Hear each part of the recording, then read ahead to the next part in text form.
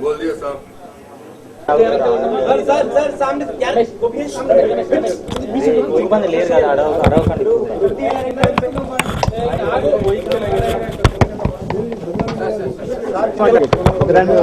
का okay okay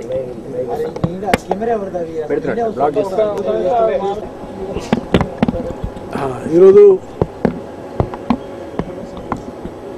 కేంద్ర పౌర సరఫరా శాఖ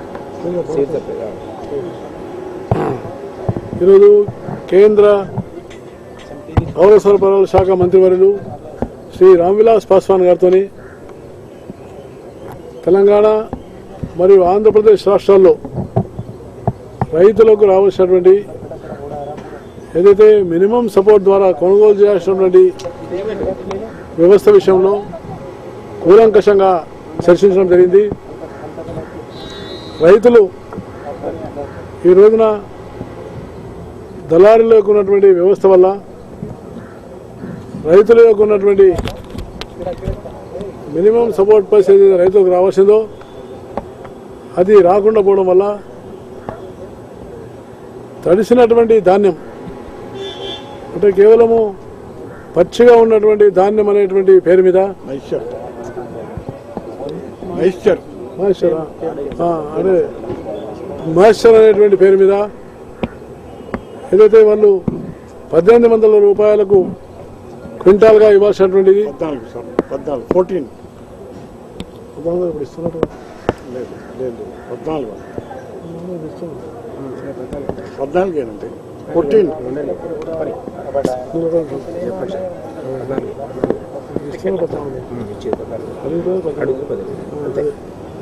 అంటే రైతులు కనీసం 1800 రూపాయలు కనీసం రావాలనేటువంటి ఒక ఆలోచనతో వాళ్ళు మొదటి నుంచి కూడా అనేకమైనటువంటి ఆందోళన జరిపారు.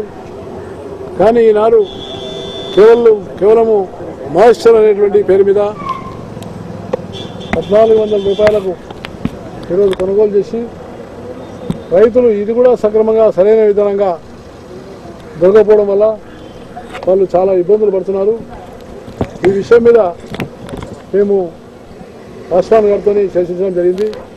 నేను మందాడి సత్యనారాయణ రెడ్డి గారు మాజీ శాసనసభ్యులు మరియు ఎమ్మెల్సీ దిలీప్ కుమార్ గారు కూడా మేము చాలాసేపు చర్చించినాం. దీని మీద వారు చాలా స్పష్టంగా మేము రాష్ట్ర ప్రభుత్వానికి ఈ కొనుగోలు చేయడం విషయంలో మేము ఏ ఏజెన్సీల ద్వారానైతే కొనుగోలు చేయబడుతున్నదో ఐకేపీల ద్వారా కానీ లేక మిగతా ప్రభుత్వం యొక్క తదితర ఏజెన్సీల ద్వారా కొనుగోలు చేసేటటువంటి ఒక దీని మీద మేము మళ్ళీ ఒకసారి రాష్ట్ర ప్రభుత్వం అధికారులతో మేము చర్చించి ఈ వ్యవస్థను మేము సరిదిద్దుతామని చెప్పి మాకు చెప్పడం జరిగింది.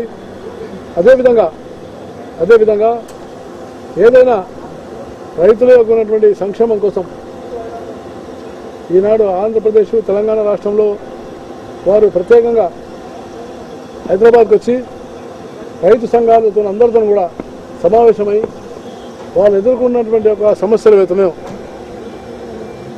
ఫుడ్ కార్పొరేషన్ ఆఫ్ ఇండియా ద్వారా కానీ లేక రాష్ట్ర ప్రభుత్వాలు ఉన్నటువంటి ఏజెన్సీల ద్వారా కానీ ఒక సమన్వయాన్ని ఏర్పాటు చేసి కేంద్ర ప్రభుత్వం ఇచ్చేటటువంటి నిధుల ద్వారా పూర్తి ధాన్యం ఉన్నటువంటి సేకరణ జరిపి రైతుకు పూర్తిగా న్యాయం జరిగే విధంగా నేను ఆ వ్యవస్థను రూపొందిస్తానని చెప్పేసి పాస్వాన్ గారు చెప్పడం జరిగింది.